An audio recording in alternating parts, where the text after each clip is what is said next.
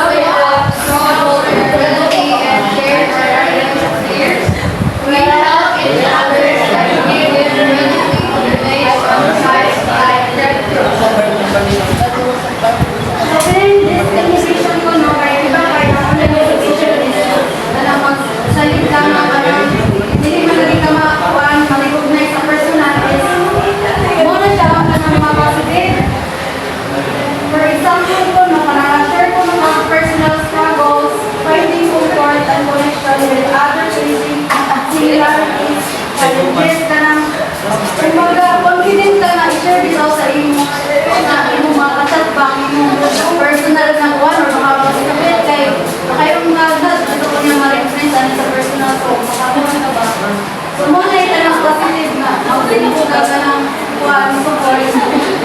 Kaya, kasi dahil ka na sa personal ito ka ng hindi ka maka-open up sa balik ng ayos na maka-open up sa online niya mga chat sila. So, mga inana is offering support and encouragement to strangers online who are going through difficult times. So, na ito toxic disinhibition.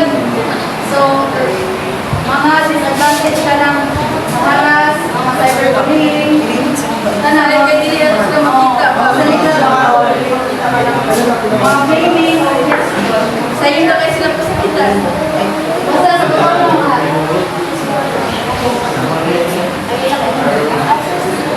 me, myself, and user ID online identity. Digital identity or online identity is a social identity that enters an internet user established in online communities and websites. It can also be considered as an active constructed personal oneself. A user ID is a unique identifier commonly used to log on in a website app, or online service. It may be a username, account number, or email address.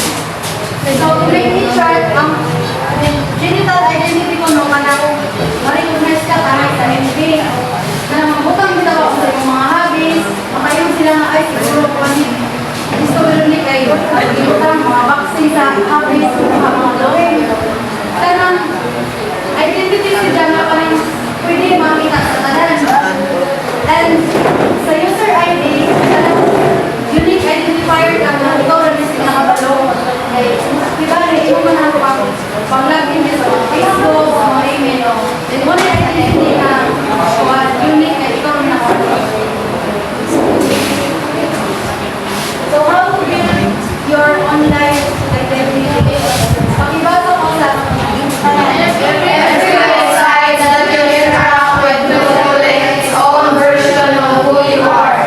Based on the information that you have shared. It is up to you how you represent yourself closely as who you are and what you do in real life. To create a representation far from your real life.